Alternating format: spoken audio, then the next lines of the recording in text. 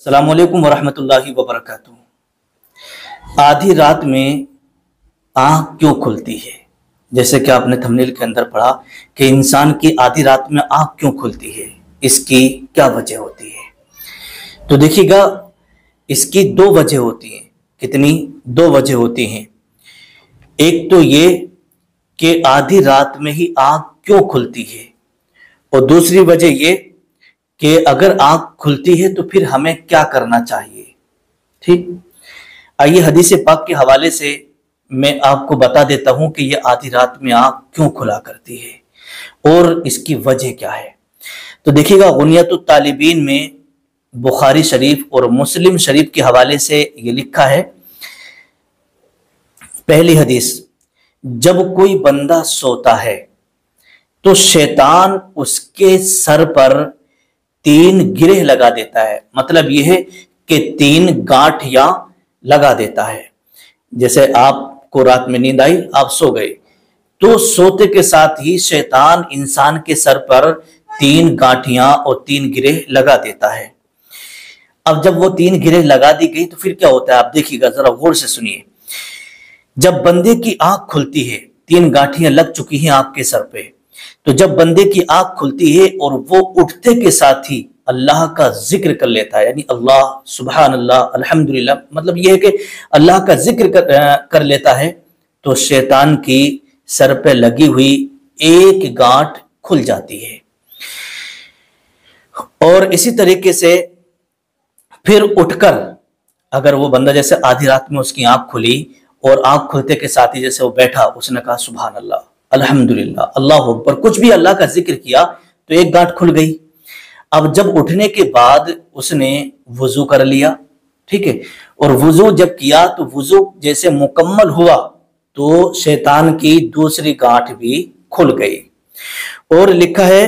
कि वुजू करने के बाद इंसान तहज्जुद की नमाज पढ़ लेता है तो फिर उसकी तीनों गांठें खुल जाती हैं। तहज्जुद की नमाज पढ़ लेता है तो उसकी तीनों गांठें खुल जाती हैं और फिर शैतान उस बंदे के आगे हार जाता है। फिर शैतान उसके आगे हार जाता है और शिकस्त खाकर भाग जाता है। अब आइएगा इसका पलट। लेकिन इस हदीस, एक हदीस पाक में है कि जब बंदा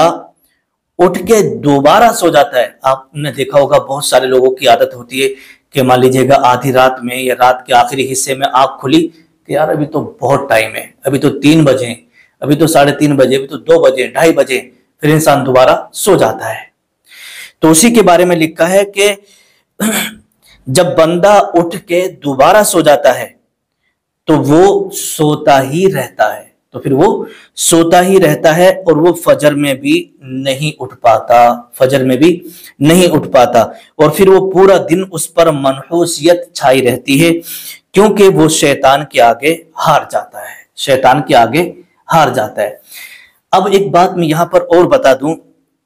देखिएगा, आप सोए, शैतान ने 3 गांठें लगा दी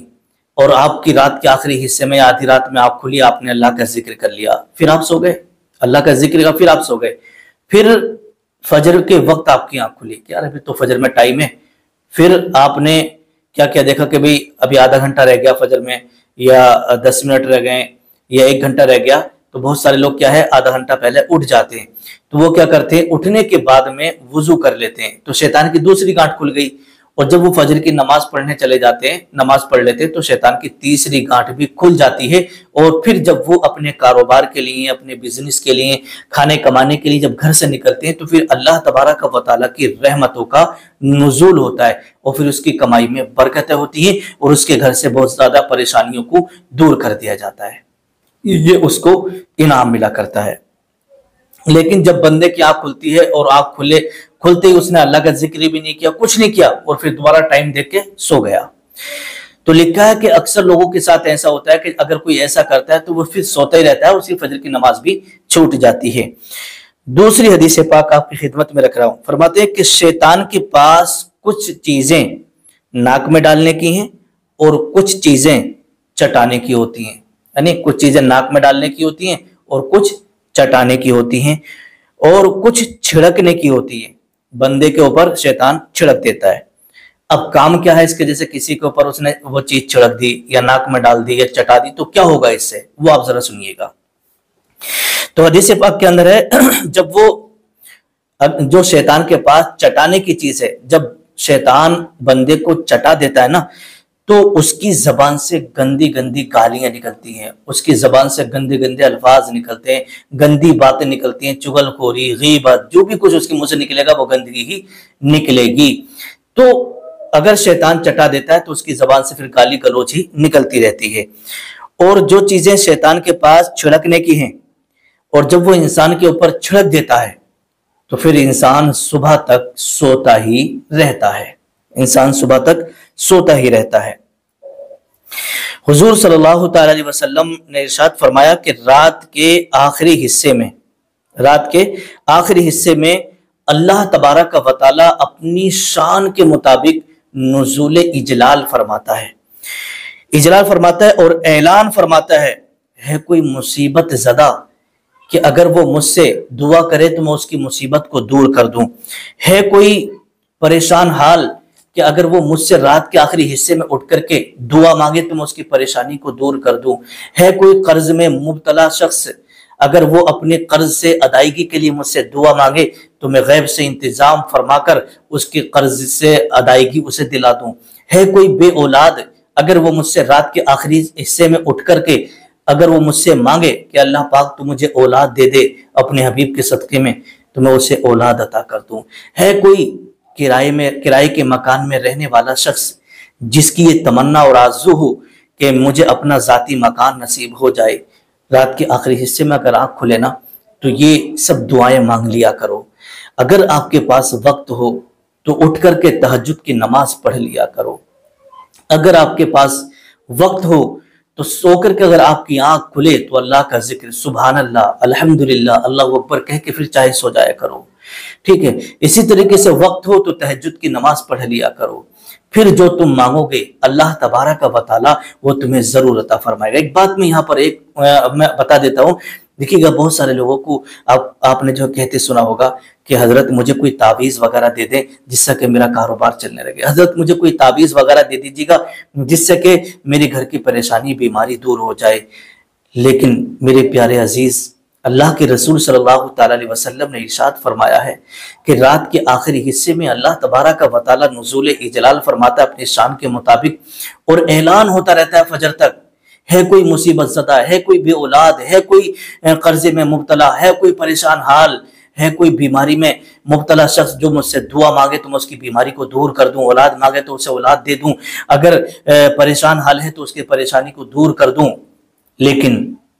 हम इन हदीसों से वाकिफ नहीं है, हदीसें पढ़ लेते हैं, सुन लेते हैं, लेकिन हमारे जहन से उतर जाती हैं लेकिन अमल नहीं करते। तो मेरे प्यारे इस्लामी भाइयों और इस्लामी बहनों, जितनी चीजें मैंने आपको बताई हैं ये हदीस पाक की रोशनी में है। अगर आप भी किसी परेशानी में चल रहे हैं, कर्जे में मुब्तला है, किराए के मकान में रह रहे हैं, आपके पास औलाद नहीं है, आप बीमारी को लेकर के परेशान है, या आपके ऊपर कोई मुकदमा चल रहा है, या किसी भी चीज को, या आपकी नौकरी नहीं लग रही है, जॉब नहीं लग रही है, या आपको ये क्या बोलते हैं